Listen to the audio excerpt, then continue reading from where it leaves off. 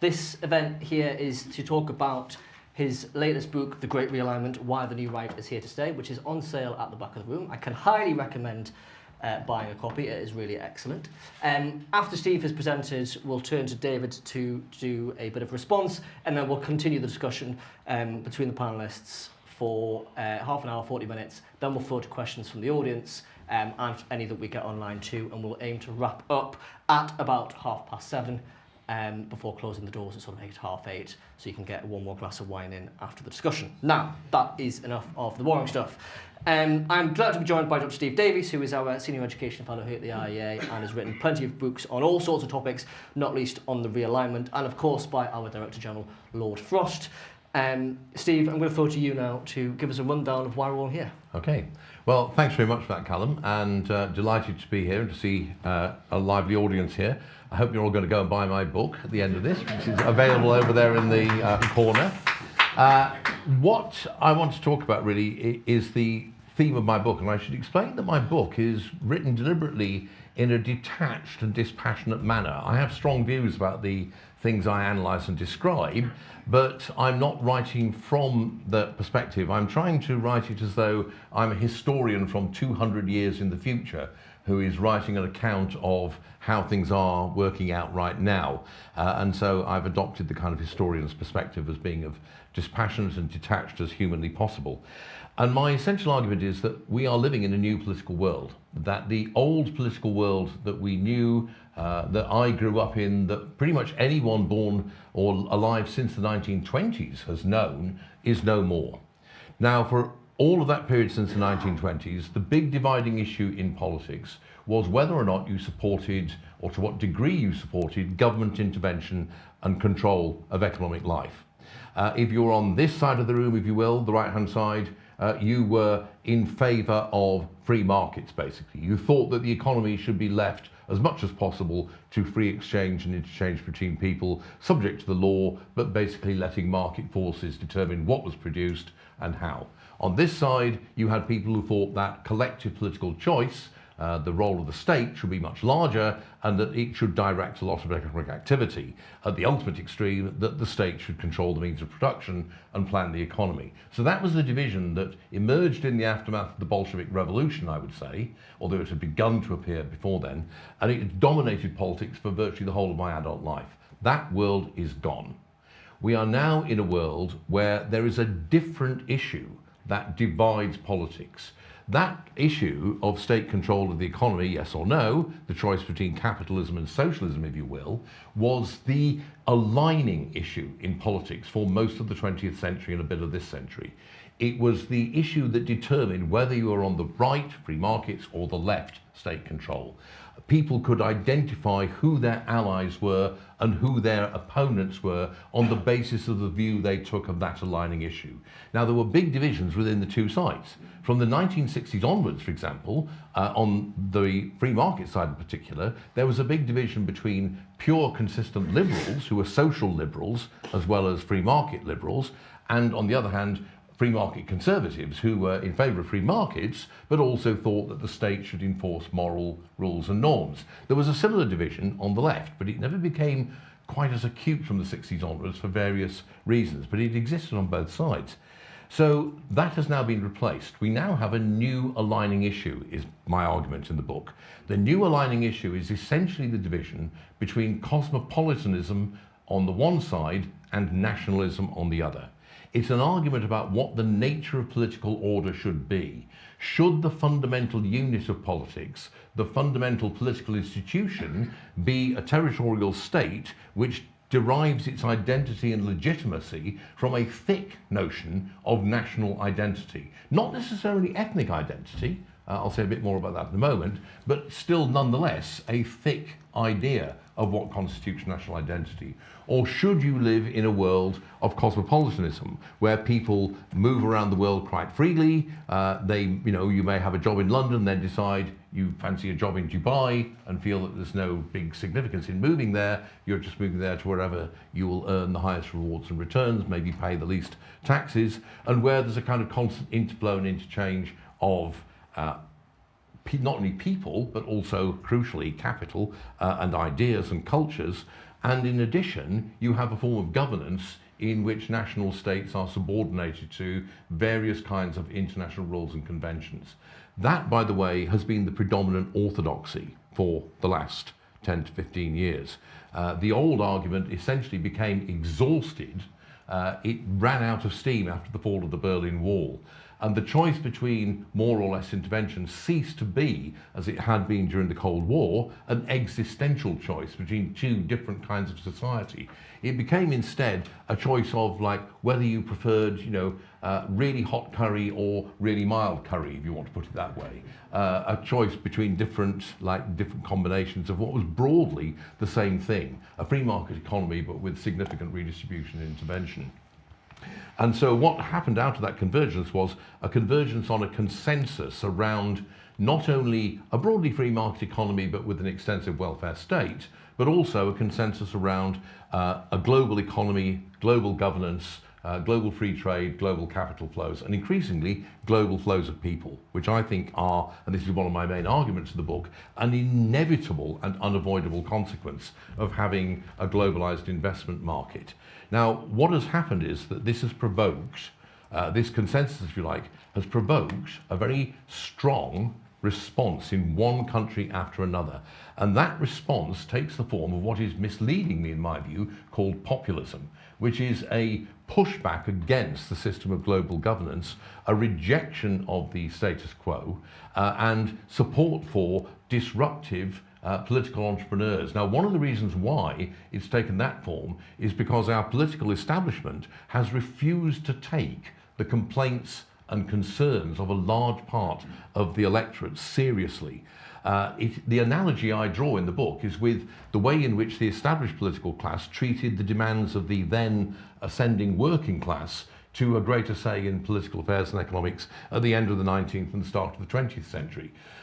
Because of their refusal to entertain it, it often took the form of highly radical movements like communism or radical socialism. Similarly, the failure of our political class in one country after another not to make ground to these new forms of concerns, but to even address them, has provoked an increasingly radical popular response, which has been picked up by political entrepreneurs like Donald Trump. Now, to make my own position quite clear, I do not welcome this, because I think that the politics that people like Marine Le Pen, the AfD, the Sweden Democrats, the Vox Party, or Donald Trump represent is in many ways the diametric opposite of my own.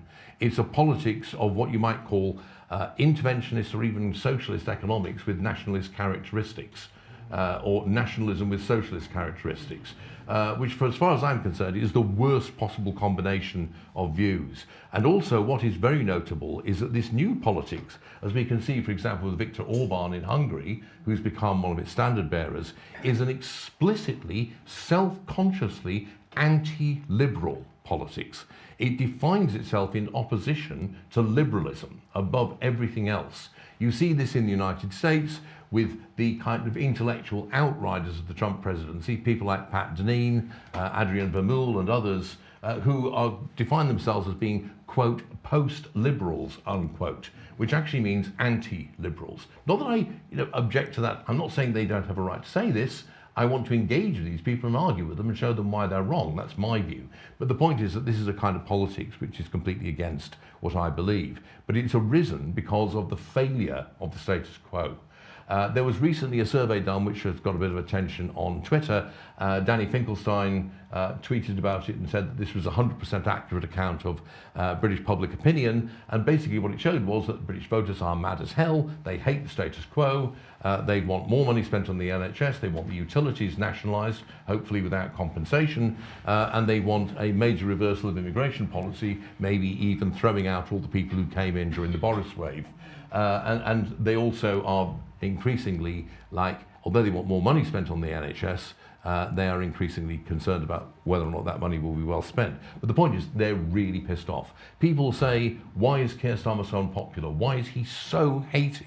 Why is a Milky Toast character like him so hated? Well, it's because he is the quintessential figure of that status quo. And the new right politics is defined against him. So he's a bit like Jimmy Carter, I'm afraid. He's a kind of personally blameless person who has become the lightning rod for a lot of popular animosity. Where are we now? Well, here in the UK, and this is true in most countries, there are broadly two blocks of voters defined by this new alignment. On the one side, we now have the new right, which is basically the people who take the nationalist side in the new aligning issue. You can subdivide that group into three groups. National Labour, you might say, who combine traditional socialism with nationalism.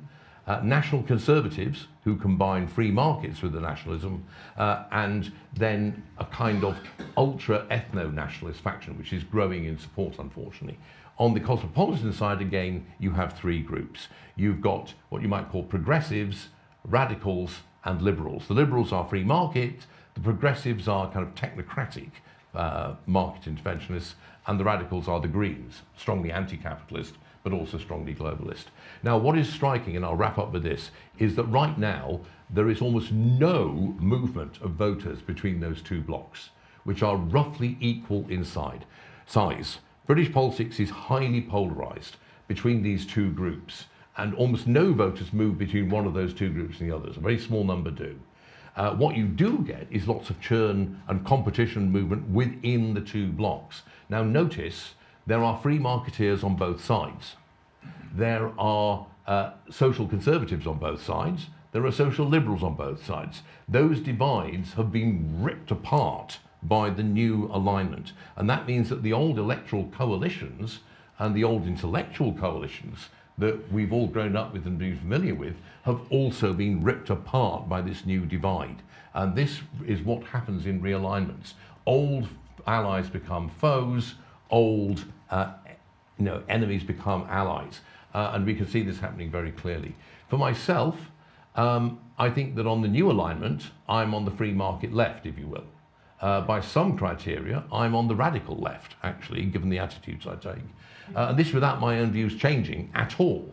So lots of people who would tell me a few years ago that I was a complete neoliberal fanatic will now tell me that I'm a kind of extreme leftist, but my views haven't changed. Similarly, other people have gone from being regarded as being on the radical left to being regarded as being on the far right without their views having changed. But that's the new division, and that is where we are. And so the question this raises is, if you believe, for example, in liberal governance, what should you do? If you believe that free markets are the best way to prosperity and personal self-realization and fulfillment of goals and desires, what do you do now? Because you now have to decide whether you're going to go with support, trying to win support on the one side of this new divide or on the other. And also this leads into lots of other questions which I don't have time to talk about, such as the state of international relations and the international order, which is currently falling apart right now, and with all kinds of interesting implications. But I'll stop there. Steve, thank you. That was a tour de force and a brilliant précis of the book. David, over to you.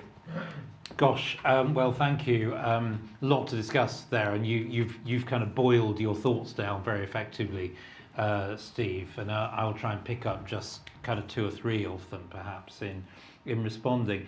I think, possibly slightly boringly, I basically agree that we are going through a realignment. But I guess I would disagree to some extent about what's driving it and sort of whether it's a good thing or not. I think it's obvious that we are seeing a realignment, that non-economic politics is becoming relatively more important than it has been. I think I would say, at least in my mind, the new axis of kind of nation versus cosmopolitanism is not yet dominant. I mean, in my view, it could become dominant, but actually I see politics as sort of more four quadrants than two broad groups. And I agree. There, depending on which axis you take, there's more or less movement between them. But I think it's still, to some extent, up for grabs in British politics and European politics, which of these ends up becoming dominant. And I don't think it's kind of out of the question that we could shift back to a more economics-dominated politics, purely because the way we run the economy is not working very well, and at some point people will focus back on this and what does it actually take to deliver growth. I don't think that's an impossible discussion to have, and I think political leaders probably ought to think about how they get it back on that turf. So that's maybe the first point. I think the second, though, is that I don't myself see this growth of nationhood, if you like, versus cosmopolitanism as a particularly bad thing. I think it's kind of how it's used that can potentially be bad, but I don't think it's in itself problematic. And why do I think that? I think that because I'm a fan of the nation state, basically, and I say that not for any kind of dubious reason, but because I believe that the nation state is the best way that we have so far found as humans to kind of organise our political life, to have a community that kind of knows it's a community, can organise its politics itself, can argue about things while still remaining to some extent kind of united and being part of a single entity, and to organise disagreement, and to have, if necessary, very strong arguments about things while still remaining within that national community. And my thesis about politics is that it's the gradual undermining of the nation state through, for want of a better word, cosmopolitanism, that has produced this reaction, that at some level people see that the nation state is important, that there are still enough people that the nation state is a meaningful thing to them, that they want to preserve it. And therefore you see the growth of this kind of axis. Enough people see the nation state sort of first as the organising principle within which you do politics, within which you take the economic decisions that are necessary. So I see that's what's happening. Question, third point, does the nation have to be, if you're on that side of the divide, does it have to be illiberal? Is there a version of politics which is sort of nationhood and free markets, if you like? And I think there is. We've just forgotten it. And I think it is true at the moment that of the two, if you think of the 2x2 chart, two of the blocks are much bigger and more important than others, and people gravitate towards them. One is the kind of sort of globalist, for want of a better word, open, liberal, relatively free market view of the world, and this sense that a lot of people still have, that if you are a free marketeer, you must also be in favour of very open borders, lots of immigration, the WTO, reducing trade barriers, all this kind of thing. They are thought to go together. And then on the other side, you've got this view that if you believe in the nation state in a kind of cultural political sense, then you must also believe in the directing power of the government to direct the economy and social life in the country, and be in control in that way. And I guess I resist those, being forced into those boxes. I think that the nation plus free markets is still a viable box to try and get politics into. It is, after all, I guess, what Lady Thatcher kind of stood for, even though if in retrospect we look more at the free markets bit of what she did than the nation bit of what she did. I think she stood for both, and I think a viable politics on the right in current conditions means those two things, and going in the other directions towards cosmopolitanism or towards state-directed nationalism is a false trail for politics. And if we want to succeed without throwing the baby out with the bathwater, we've got to find some way of getting into that sort of Thatcherite box again. Last comment, maybe we haven't touched on it, but I think we probably should, is what does this mean for Europeans? We're all talking nowadays of Europe needs to become stronger, it needs to become more assertive in the world, it needs to have its own defence and its own interests and so on. What do we mean by that? You know, is Europe the collection of nations? If you are a kind of on the nationhood side of the spectrum in Europe, you know, is your nation the EU in some future federalised form, or is it your kind of traditional nation? And I think at some point that choice has got to be made by a lot of people on the nationhood side of the argument in Europe, and I think they're not facing up to it. Yep, I agree. That's a bit. David. Steve, can I ask you to pick up on that third point first? Because I think it's the one that gets to the heart of what I'm sure lots of people in an IEA audience would be interested in. You give a quote towards the end of your book that says, "To be a Thatcherite today is like being a Gladstonian liberal in the 1920s, charming and admirable, but ineffectual and unrealistic." I'm not sure many people in this room have ever been described as charming and admirable. But is it the case that it is necessary, the new right is necessarily going to be effectively collectivist, protectionist, I do agree with David that a politics of the kind he describes, which is on the nationalist side of the new divide, but free market and liberal with a small l, is possible.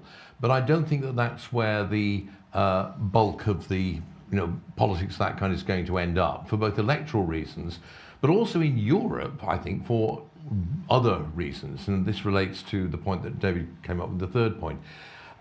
In the United States, what you might call Reagan with nationalism is a kind of credible policy, essentially, because the United States is a sufficiently large country, geographically and population terms, and also internally economically diverse, that you can see such a policy being realistic. I think with European countries, including the UK, that's not the case anymore. Now, what I would say is that David, I think I agree with his description of what is going on about how a lot of people value national identity. They value the nation state as the locus of political choice, and they are disturbed and reacting hostilely to the way in which that's been undermined. But what undermined it? My argument in the book is that what really undermined the nation state was essentially the fallout, the consequences of the free market revolution of the 1970s and 1980s, and in particular the abolition of exchange controls and the growth of a global investment market, which had exactly the same effect since roughly the 1980s as it had in the Belle Epoque of 1870 to 1914. It led to a global market in capital investments and global flows, not only of capital, but also of people. I don't think you can have one without having the other. And what you now have is economies that are so integrated that it is going to be very, very difficult to go back to having a British economy with a pretty substantial division of labour internal to the British economy. And things like the Single Market Act, which Margaret Thatcher drove, she and Lord Cockburn were the makers of that act. That is what has integrated European economies to the point where I think going back to separate French, German, British, Dutch or Italian economies is simply not on the agenda. Now, here I'll just put out something, a prediction I made on X a couple of years ago. My view is that in a few years' time, rejoining the EU, or whatever it's called by then, will become right or even far right coded. And staying out of it will become left coded. Now, I'm old enough to remember when a flip like that happened before, in the 1980s and late 1980s. And I think it will happen again, because if you're on the kind of liberal cosmopolitan left in the UK now, do you want to be part of an EU that's dominated by Marine Le Pen and maybe a government in Germany dominated by the AfD, which is what we're likely to have? Probably not. But what I think will happen is that Europe, they will make the choice that David says, correctly I think, they're avoiding, which is they will decide that they want to be part of a civilizational European state in order to achieve the kind of agency that's needed in the world that's following the collapse of the kind of international order that the United States created after 1948, which it's now pulling back from very clearly, and which I don't think is going to be reversed, by the way, that pullback. Is there no hope then for classical liberals? Is it not the case that if we get a grip on migration, both legal and illegal, which has driven sort of votes in either direction across the spectrum. If we look at the polling from Labour voters, even Lib Dem voters, cared more about immigration at last election than most other things. If we fix that, and if we do the sort of things we talk about at the IEA, supply side reform, to fix the planning system, get energy costs down, to make it possible to produce things in the UK again, is there not a world in which we can effectively placate the voters who would otherwise swing to the nationalist, collectivist new right to basically a nation state where the free market is actually working for them? I doubt we can, for a number of reasons. One is that I'm a pessimist about economic growth these days. I really hope I'm wrong, but that is part of it. But put that to one side. I think that what you have here is a lot of sentiments which are not economic. So what you basically said is the kind of thing Polly Toynbee has also said from her point of view, which is if we can just sort out the economic problems, then everyone is going to stop being so mad about immigration and nationalism and they'll settle down. I don't think that is true. They are really angry, a lot of people, simply about what they see as an existential threat to their national identity and to the identity of the communities in which they live. Now, that feeling, it doesn't have to be shared by a majority of the population. If it's shared by about 35 to 40% of the population, that's going to drive politics. No matter what happens in the economy, it's going to drive it. And you could see this with the Brexit vote, where the argument made by Remain was, if you leave the EU, it's going to be really bad for you economically. Well, this has turned out to be true for various reasons. We can argue why, but it has. But a lot of the people at the time were well aware of that, but they still voted leave for non-economic reasons. And I think also, in the current context, if you're a liberal, what you have to do, in fact, is to not maybe foreground economics so much. You have to make fundamental liberal principles about things like the rule of law, the nature of limited government, individual autonomy. You have to make them the centre. The economics should be secondary and consequential to those fundamental commitments. And when you look at things like the level of quite staggering corruption that we are seeing in certain parts of the world now, in Hungary and the United States, most classically at the moment, the need to reassert what you might call principles in public life, good governance and liberal principles of government, is enormously pressing. And I think that has to take, no, I wouldn't say priority, that's the wrong way of putting it, but you need to think about that as much as thinking about supply side reforms and all the rest of it, valuable as those are. Pretty depressing for the Institute of Economic Affairs, though, really. Not necessarily. I mean, the thing is to say that, yes, if the argument needs to be couched in a slightly different format. Instead of saying you want to do these supply side reforms because they'll make you richer, the argument should be, if you believe in things like individual liberty and constitutional government, this is the economic agenda that follows from that. That's a different way of presenting the argument. David? Yes, and I agree with that last point. Actually, we do need to put lots of emphasis on that at the moment.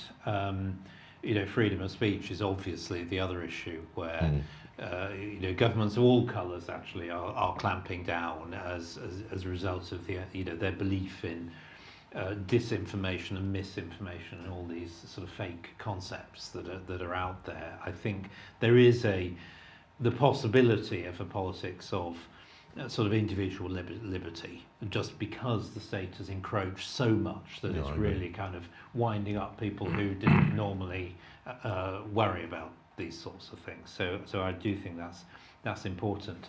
I don't agree really that states the size of the UK are kind of unviable unless they're part of a bloc. If you think that, you have to think that a state like Australia or Canada or whatever is not viable in its current form, and I don't think that's right. So I think there's just a different set of trade-offs. Obviously there's a difference to being in the single market and the single legal regime to being in a free trade relationship with your nearest neighbour. You can argue about which is going to be better, and it probably depends on local conditions, as it were, to some extent. But I think they're both still viable models, and I think you can make an argument perhaps that such states are more vulnerable on the world stage nowadays as big powers throw their military and diplomatic and other weight around, and it's kind of more dangerous from that point of view.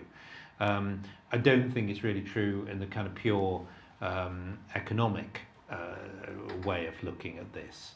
In the 60s and 70s, European states were, very much under threat from the Soviet Union, its allies, or at least believed themselves to be, but they had a good alliance that protected them. And I don't really see why that's a kind of unviable model now either. So I suppose I think the choices you're presenting, I would say, Steve, are a bit too black and white, and I think there are other options for states if they want to pursue them. What you have to do, I think, is pursue them to their logical conclusion. And I agree, Britain isn't big enough, a country like Britain isn't big enough to have all the economic activities that are done within the European Union. It just isn't, and we shouldn't aspire to that. But what we should aspire to do is specialisation and doubling down on the things that we are extremely good at, and that is the future. But at the moment, we shy away from that conclusion, I think, and it's easier to go back to the old belief that states can direct economic activity and can pick winners and losers, and that's the easy way out of this problem. But unfortunately, it doesn't deliver economic growth. That's the big weakness of it, as people will find. We have a question from online that I'm going to chip in early before the Q&A because I think it's relevant. Where does because we've talked a lot about sort of economic matters and immigration, and free speech is mentioned there, but what about the net zero environmentalism debate? How does this fit into it all? Well, it's one of the major issues that has driven support for this insurgent new right in many countries, notably the United States, also here in the UK, to a great degree in Germany, because it's become increasingly apparent that the net zero agenda is imposing very, very severe costs on working class communities in particular, but on European societies in general.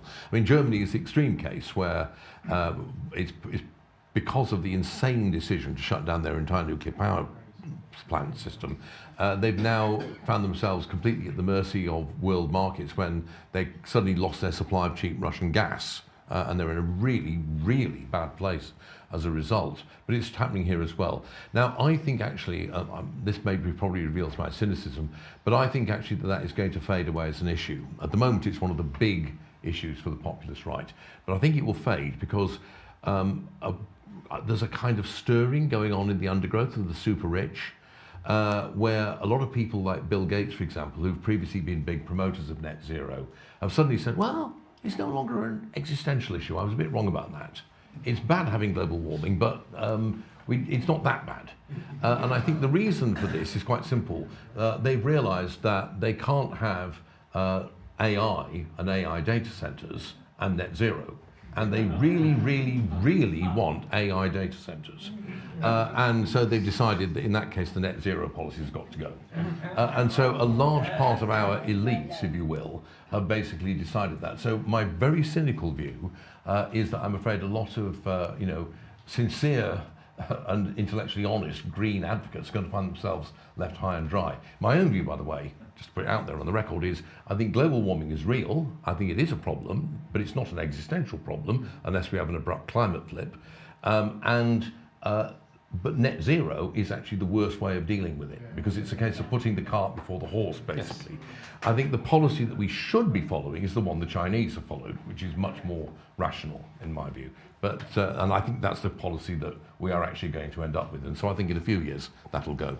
I agree entirely. That's exactly my view as well, for what it's worth. But I do think that the aftershocks of this are going to last. I agree, there's a narrative shift coming, and, all of a sudden lots of people have forgotten they ever were in favour of net zero. But I think it has been extremely corrosive to the authority of the kind of global decision makers on things. It's one of the things that people have really spotted. It doesn't seem to be turning out quite like they said it would, and they're beginning to doubt these kind of received truths. I mean, COVID lockdowns, exponential growth of infections and all that was another moment, I think, where people kind of began to doubt what they were told. And I think this is one of the things that's driving this new form of politics. People just do not believe it. And that's why you're getting this disinformation, misinformation thing. It's not that people can make their own minds up. It's just that bad actors are putting bad information out there about things, and people can't be trusted. That to me is quite a troubling direction of travel. You mentioned AI there. One of the you point out being the key drivers of this realignment was basically the emergence of new technology, communication technology and computers, and effectively that ending up in a set of winners and a set of losers. With AI, if we are to believe lots of the reporting, that it is going to lead to swathes of job losses in jobs that had particularly you would probably put in the category of winners a lot of the time, to be that reductive about it. How do you think that affects things in terms of the realignment? Really interesting question. Part of my argument in the book is that the rise of this new right reflects basically a class conflict between the winners and losers of the globalization that took place after the 1980s, between people who work in globally traded services and live in globally connected metropolitan areas on the one hand, and people who live in rural areas, small towns, and work in locally traded services on the other, or live in ex-industrial areas. Now, the winners, the people who work in jobs like HR management, middle management generally, professional occupations, a lot of finance, publishing, the media, all this kind of thing, they are going to be really hit by AI. AI, and I've been saying this for several years, is going to absolutely sweep away enormous numbers of those kind of jobs. Basically, any white-collar desk job which is routine process-driven is going to be eliminated by AI. Because the marginal cost of eliminating an additional person is almost nil, and so that means pretty much everyone who is in that category is going to be eliminated. We can already see this. Entry-level jobs in those sectors have effectively collapsed, and this has meant the graduate premium has disappeared. But what AI is not going to replace is manual jobs, because manual jobs are extremely expensive to replace. AI is not the same as robots, basically, and the marginal cost of replacing somebody who uses their hands with a robot is very high, because you need to buy a new robot for every 2 or 3 human beings you replace. And so if you're a manual skilled trade person, you're in a great place. It's the people who currently support, particularly the radical left, people under the age of 30 who are graduates who've got jobs in that sector. They're the ones whose jobs are going to go. Now, how will that affect this? I have no idea. But it's going to be really interesting to see how it works out. There's no doubt about that. It probably will lead to political instability, but in what direction, I have no idea. No, I mean, I have no idea, obviously, either. And none of us do, if we're honest. No, exactly. You on the one hand, you've got people who say there's going to be extremely radical change very, very quickly, massive job losses.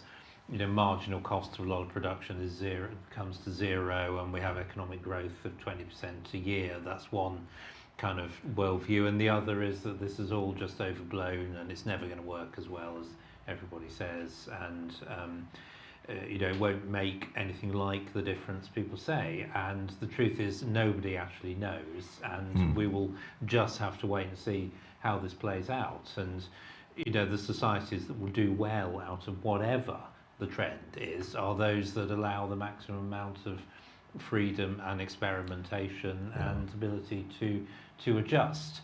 I think experience so far is obviously it's extremely limited, but suggests it isn't going to be quite as quick as everyone says, because it does take time for these new technologies to permeate through the system and really make changes, at least by historical standards. But undoubtedly big change is coming, and we'll have to get ready to adapt with that. And how that happens, who knows? That's the beauty of the market, really. Precisely, I agree.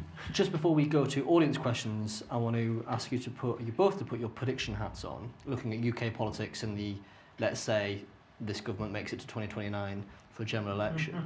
What does the new right realignment, you basically say that the realignment is going to appear in terms of party politics in the UK at the next election. What does that look like? Do you want to answer that first, David, and then I'll give mine? Gosh, I mean, who knows, really? Yeah. I mean, nobody would have predicted British politics over the last 10 years. So who knows how it's going to play out. One of the questions about reform in particular is where they're going to fall on economic policy, which gets us back to the start of this discussion. Do we think that we can persuade them here at the IEA that they're going to be a free market as possible, or are they going to do more of their nationalising steel sort of attitude? I mean, I think that again, we don't quite know. It is one of the gaps. I as a personal view, I don't tend to believe the characterisation of reform as kind of closet socialists. I sort of look at the people who vote reform. If you look at the attitudinal polling, they're very similar to Conservatives. A lot of the leadership in reform is sort of Thatcherite liberal by background. I don't, in a perfect world, I would be saying, let's we should let the market decide whether we have a steel industry or a naval shipbuilding industry or whatever. I'm pragmatic enough to say, we're not in a perfect world, and you could still do a massive amount of market reform in this country while still allowing yourself a bit of, okay, we're going to keep a steel industry, kind of room to manoeuvre. And I think that might be where reform end up on this, that they still want to see reform from where we are now, but with a bit of kind of blurring at the margin, perhaps. But that's just my guess, I don't know. Yeah, who knows is the answer. I mean, in terms of things like electoral outcomes, we have about 6 clear blocks of voters, the 6 that I described earlier. And right now, each of them has roughly one party that represents that position. So you've got 5, 6 parties, all with roughly the same share of the vote. Reform slightly ahead, but not by much. And our electoral system, that's a recipe for absolute chaos. I mean, you just can't imagine how much of a total mess that is going to be, because our system can't cope with that kind of division. Now, it will then sort itself out as it did in the 1920s into 2 big parties once again, but that could take quite a while. And I'm not sure the bond markets are going to have the patience with us that may have been the case back in the 1920s when we still had an empire and all that other stuff.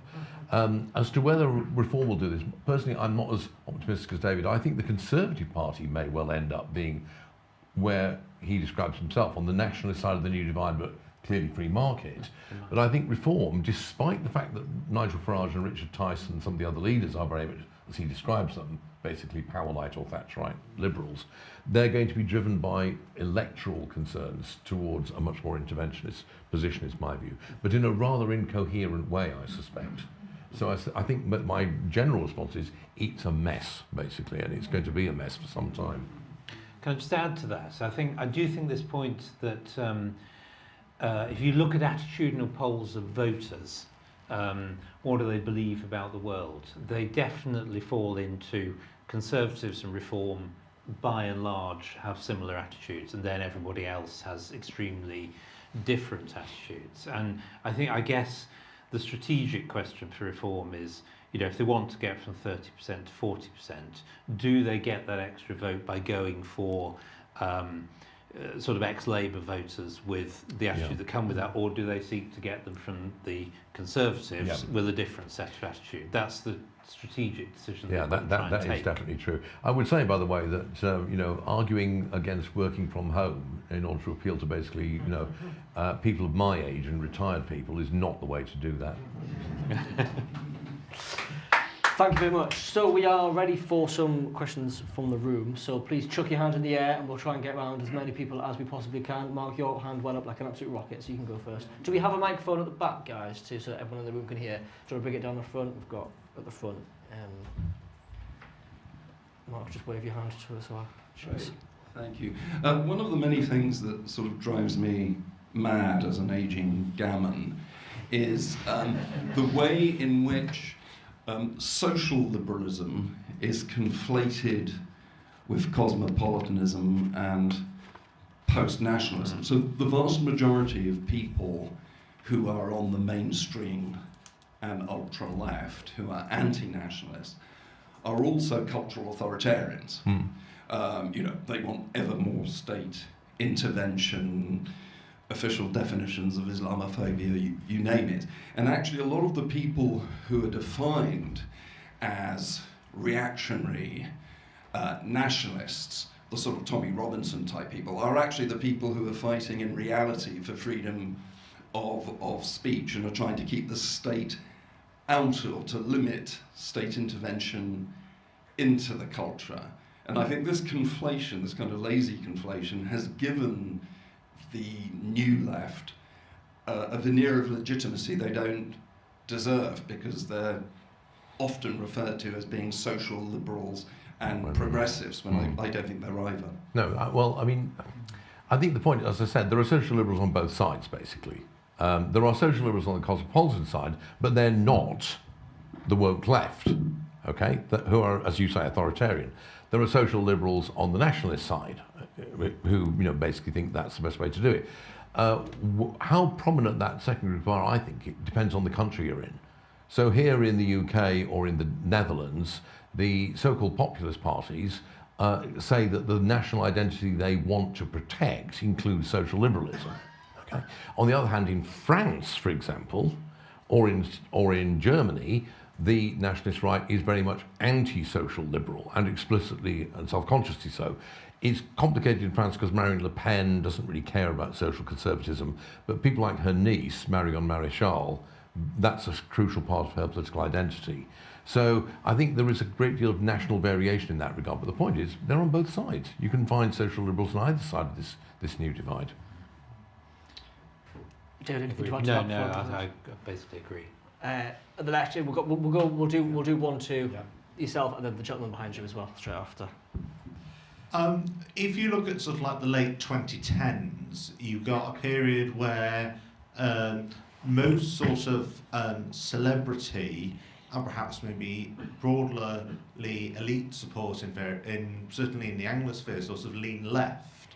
But more recently, that hasn't happened, where we've seen potential for some sort of maybe potentially celebrity supports for more right-wing political candidates. And additionally, as sort of Steve said, you've got Bill Gates perhaps adopting a more maybe nuanced view on sort of environmentalism than he may have held previously. Is the way, I know obviously Steve, in your book you referred to the way in which sort of elite politics can drive how sort of attitudes and politics change. Do you think we may get a view where we have maybe a politically balanced elite politics in the future? Okay, what's the other question? Yes, we'll go straight after, then we'll answer both Yeah, I at once. wanted to probe the definition of liberal when you said that Trump isn't a liberal. Trump, most of his life, was a social liberal. He was a member of the Democrat Party. In his first term, he was aligned with a number of social liberal policies, major prison reform with the American Council of Civil Liberties.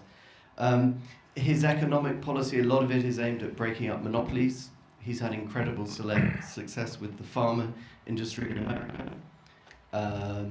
His tariffs really are partly a revenue-raising measure, but they're actually a measure to equalize trade and lower tariff and non-tariff barriers. I mean, the American heartland's been destroyed by so-called free trade. Just look at the loss of manufacturing jobs and the $25 trillion of money that's gone out to other countries. They've been ripped off. And perhaps there's a need to reevaluate free trade, and is it really liberal? Because in practice it doesn't work when you've got bad actors. A couple of things about that. I'll reply to you first, then to Josh. Donald Trump has always been a social liberal. You're quite right about that. If you look at the interviews with him right back to when he was, even before he got on TV, he's always been a social liberal. That is one reason, as well as political judgment, why at the last Republican convention he stripped all the anti-abortion and anti-gay marriage planks out of the platform. That shows good political judgment on his part, but it also reflects his own beliefs. He's not a social conservative. which is why real social conservatives in the US are mad as hell with him. On the other hand, I don't think he's a liberal, and I do think that the kind of economic policies he's following are not liberal in any meaningful sense whatsoever. What you've got there is straightforward Alexander Hamilton style economic nationalism. The goal of those tariffs is not, in my view, to reduce trade barriers. It's to promote a reconstruction of the American economy, a revival of American manufacturing in the face of the direction global capital flows have actually taken. And it's all about, as I say, essentially having national champions, national intervention, taking ownership, ownership stakes in key companies, things of that sort. It's a coherent economic policy. People say it's all over the place, but no, it's not. It is a coherent policy, actually, but it's definitely not economic liberalism. There's no doubt about that. And in terms of his attitude to government, he's anything but liberal. This is arbitrary government of the kind that James Madison and the founders were most worried about. Donald Trump was their nightmare. All the guardrails in the US Constitution were meant to prevent people like him, basically. And the trouble is, they don't appear to be working very well at the moment, which is a bit of a problem. What about on the elite? And on Josh's question, quickly, I think that really, when you say that celebrities are on the left, what you mean is that they subscribe to the consensus, basically, that I described. That elite consensus has been shattered by a number of issues, notably by trans rights. So people like J.K. Rowling, star figure of the consensus a few years ago, now apparently the most evil woman in the world for a lot of people. She's become Voldemort. The point is, I think who knows what will happen, because celebrity itself is such a fluid thing these days. I've no idea what will actually come about of the kind of like major figures. Are YouTube influencers celebrities these days? I guess they are. In which case, we've already got what you described. Anything to add, David? Well, just quickly, 2 comments. One, I guess I'm more positive about the American political system's ability to resist kind of arbitrary government. I mean, the Americans have had sort of strong men as president and people who've played fast and loose with the norms before. They had Nixon. Even Roosevelt in his way, drove through a lot of the norms of the time, and yet the system was able to withstand it and reconstruct itself. So I don't think it's proven that there's a different sort of problem yet with Trump. There's definitely some issues, but I'm not sure I'd say more than that at this point. My other comment is really, and it's not really an original one, it's just I wish we had a different terminology of politics, and I think we badly need one, because the word liberal now, seems to be like completely devoid of meaning, and everyone just puts their sort of perceptions onto it. We really need some, the new realignment ought to bring a new terminology, so we all know what we're talking about here. Harry at the very back next. Thank you so much for such an interesting panel.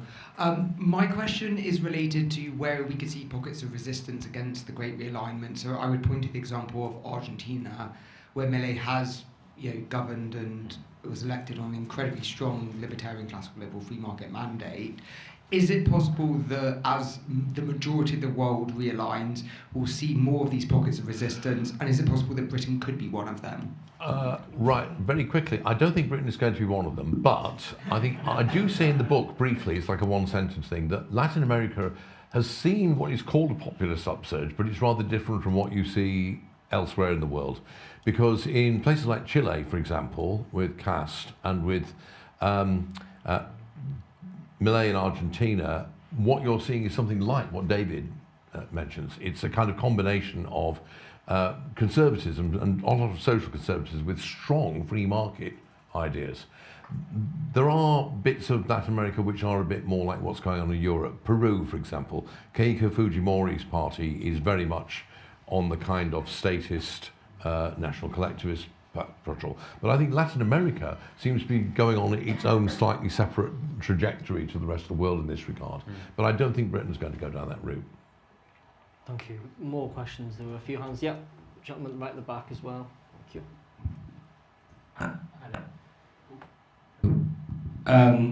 You touched very briefly on the international environment, and traditionally the international environment has had a very important role in terms of shaping domestic politics.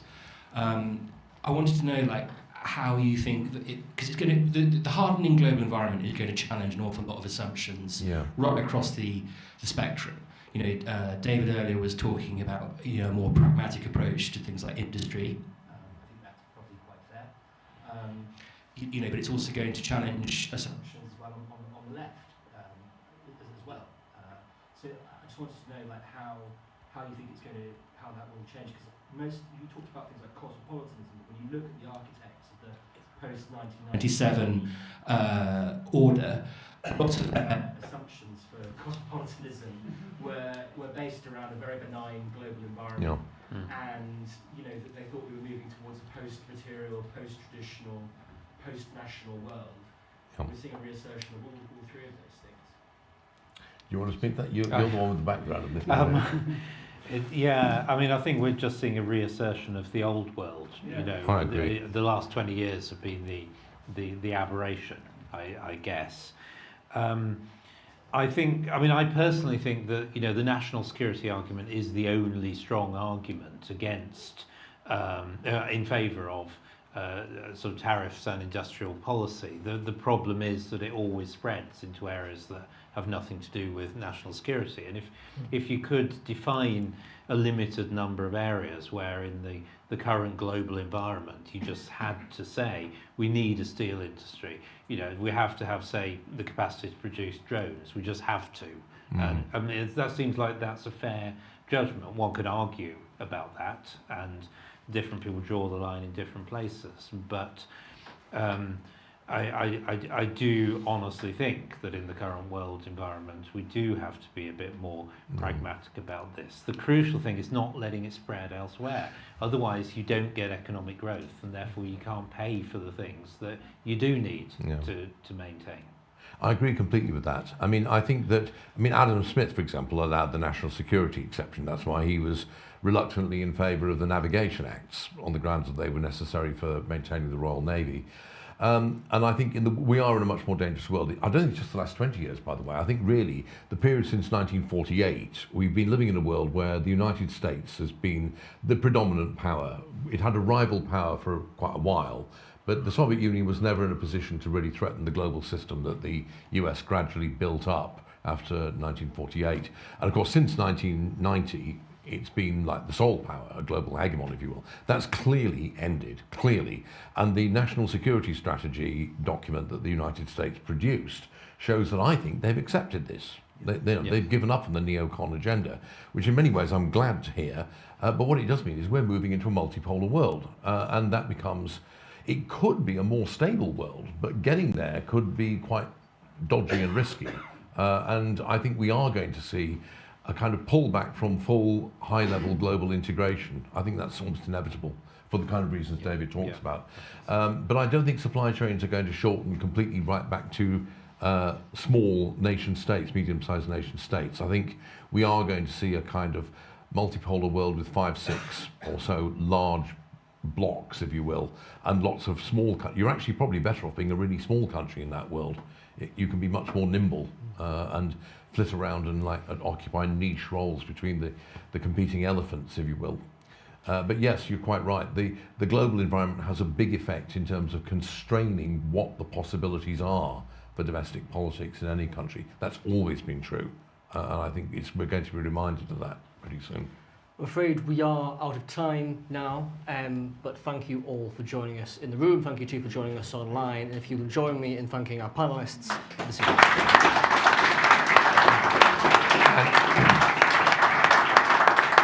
And hopefully we've inspired you to all go and have a look at the book and buy it. Absolutely.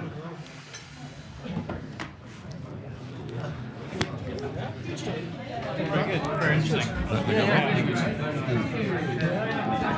Yeah.